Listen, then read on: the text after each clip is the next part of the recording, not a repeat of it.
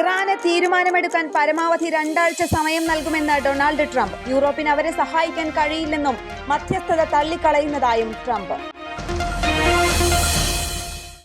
Colombia വിദ്യാർത്ഥി മഹൂദ് Khaleel case. Palestine അനുകൂല പ്രവർത്തകനെ മോചിപ്പിക്കാൻ ഫെഡറൽ ജഡ്ജി ഉത്തരവിട്ടു.